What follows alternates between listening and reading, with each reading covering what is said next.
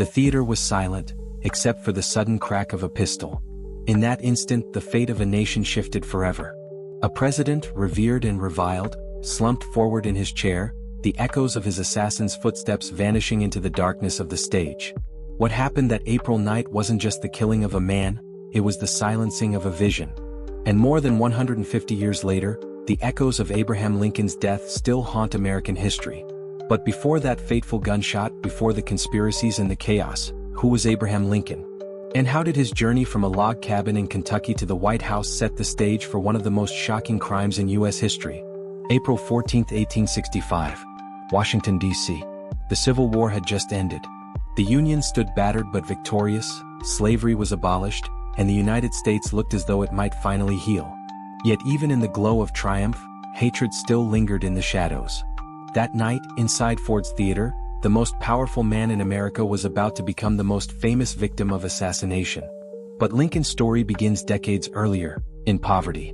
Born in 1809 in a one-room log cabin, Abraham Lincoln grew up surrounded by hardship. His mother died when he was just 9, and his father's stern, demanding nature left little room for comfort. Lincoln found escape in books. By candlelight he devoured Shakespeare, law texts, and the Bible. His neighbors called him the rail splitter, a tall, awkward young man who worked the land by day and dreamed of greater things by night. He wasn't polished, not wealthy, not destined for power. But Lincoln had a gift: words. His voice could stir crowds, his humor could disarm enemies, and his determination carried him from a self-taught lawyer in Illinois to the very heart of American politics. By 1860, as the nation fractured over the question of slavery, Lincoln rose as a candidate for president. His election, though celebrated by abolitionists, was seen by Southern states as a threat to their way of life. Within months, the Civil War erupted. A war that would claim over 600,000 lives. In the White House, Lincoln was haunted by the weight of every decision, haunted by the endless lists of dead soldiers, haunted by the hatred that painted him a tyrant in Southern newspapers. He wrote at night, his long fingers scrawling speeches that mixed sorrow with hope. And when he finally signed the Emancipation Proclamation, declaring freedom for enslaved people in Confederate states, he cemented both his legacy and his fate. The war dragged on. Towns turned into graveyards, families torn apart, brothers killing brothers. Lincoln carried the grief of a nation in his tired frame, his once youthful face now etched with deep lines. Yet he pressed forward, declaring at Gettysburg that a new birth of freedom was possible. Those words would outlive him, but at the time they made him both admired and despised. As the Union's victory drew near in 1865, Lincoln began to dream, not just of peace but of rebuilding. He spoke of reconciliation, of binding wounds, of welcoming the South back without vengeance. For many it was a beacon of hope. For others, especially those who saw Lincoln as the destroyer of their world, it was infuriating. And in the shadows, hatred began to take form. John Wilkes Booth, a well-known actor and Confederate sympathizer, seethed as Lincoln called for unity. To Booth, Lincoln was not a savior but a tyrant who had to be stopped. Booth wasn't alone. He gathered co-conspirators plotting not just Lincoln's death, but a coordinated strike against the Union government itself. Their plan? To cripple the leadership of the North and reignite chaos. But Lincoln, oblivious to the details of the plot, lived the last days of his life with an almost eerie calm. He told his cabinet of strange dreams of walking through the White House, hearing sobs, seeing a covered body guarded by soldiers. When asked what it meant, he quietly admitted, he believed it was his own death. The evening of April 14th seemed almost ordinary. The war was over, spirits were high, and Lincoln accepted an invitation to Ford's Theater to watch a play called Our American Cousin. He walked into the building, greeted with applause, his towering frame unmistakable as he waved to the crowd. He smiled, perhaps for the first time in months, as if he truly believed peace had finally arrived. But as he settled into the presidential box, the shadows moved closer. Booth slipped into the theater, his actor's face familiar enough to draw no suspicion. He waited, timing his moment with precision as laughter filled the air. And then, the gun fired. The investigation that followed was unlike anything America had seen. Booth fled into the night, sparking one of the largest manhunts in U.S. history. Witnesses swore they saw him leap from the box to the stage, shouting words that chilled the audience. Some claimed it was sic semper tyrannis, thus always to tyrants. Others heard only chaos, screams, and panic. As doctors worked desperately to save Lincoln's life, investigators scrambled to piece together the plot. Papers were found, letters uncovered, conspirators questioned. The deeper they looked, the more twisted the scheme became. Booth hadn't been acting alone. There were plans to kill the vice president, the Secretary of State, perhaps even more. But were Booth and his circle truly the masterminds, or just pawns in something larger? Even now, questions remain. How much did the South know? Was there a broader conspiracy that reached beyond Booth's circle? And why did Lincoln himself seem to sense the end was near? Today, Lincoln's words echo louder than ever. I have always found that mercy bears richer fruits than strict justice. But on that April night, mercy was in short supply. The nation lost not just a president, but a man whose vision was never fully realized. And yet, the story of his assassination is only the beginning. Because what came after, the trials, the executions, the unanswered questions, would leave America forever haunted. The question is, was John Wilkes Booth truly the final hand behind the crime, or just the trigger? The night Abraham Lincoln was shot, America descended into chaos. Soldiers sprinted through the streets of Washington. Doors were bolted shut. Rumors spread like wildfire. Some claimed Confederate armies were marching on the city, others swore government leaders were being slaughtered one by one. But in the midst of the confusion, one fact was undeniable. The president's assassin was on the run. John Wilkes Booth. A man once adored by theater crowds, now transformed into the most hated figure in America. With a broken leg from his daring leap onto the stage, Booth limped into the night, clutching his pistol and dagger, determined to escape justice.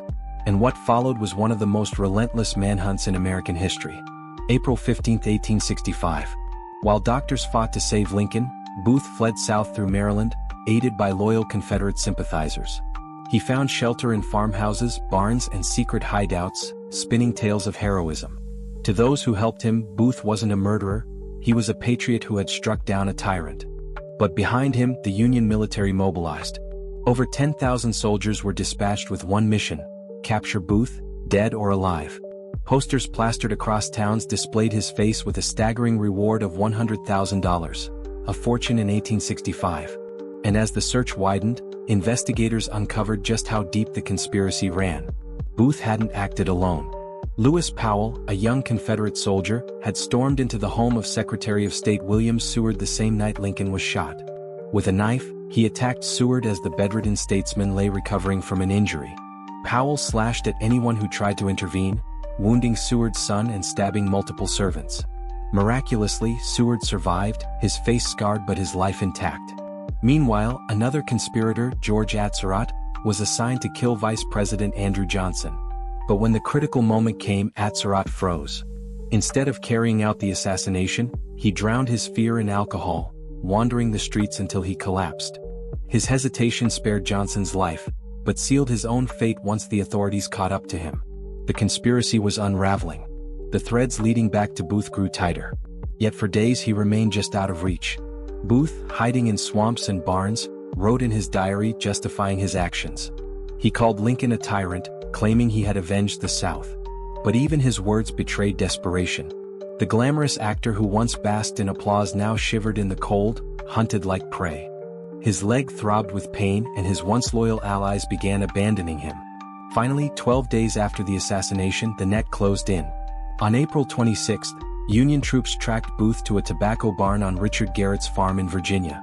Surrounded, Booth refused to surrender. The soldiers set the barn on fire.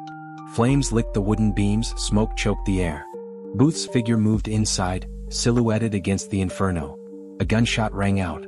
Sergeant Boston Corbett had fired through the cracks of the barn wall. When soldiers dragged Booth's body into the night, he lay paralyzed, whispering with his last breath, "Useless, useless." The assassin was dead. But the story was far from over. Back in Washington, the trials began. 8 conspirators stood accused of participating in the plot to kill the president and cripple the Union government. The courtroom was electric with tension, packed with journalists, grieving citizens, and families of the accused. Lewis Powell, his youth twisted by fanaticism. George Atzerodt, trembling and broken. Mary Surratt, a boarding house owner whose home had been a meeting ground for the plotters. And others, each linked to Booth in ways they could not escape. The evidence was damning: maps, weapons, testimony from witnesses who swore they had seen conspirators whispering in dark corners. The prosecution painted the picture of a vast Confederate-backed conspiracy. The defense argued it was nothing more than Booth's madness. But in the summer of 1865, justice, or vengeance, was swift. 4 were sentenced to hang, including Lewis Powell, George Atzerodt, David Harold, and Mary Surratt, the first woman ever executed by the U.S. government. The others received life sentences. When the trapdoors swung open and the ropes snapped taut, America's hunger for justice was momentarily satisfied.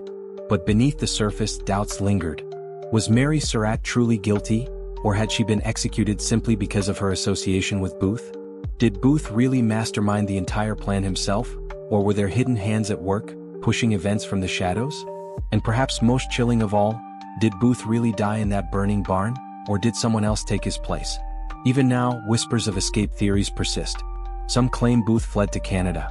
Others say he vanished into South America. His diary, when examined, had missing pages.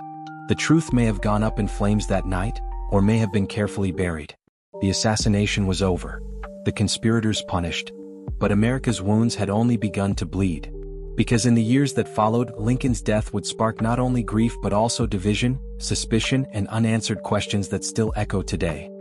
Was Lincoln's assassination truly the act of a single man, or part of a larger hidden plan that history has never fully uncovered?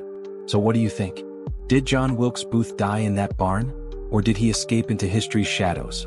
Share your theories in the comments.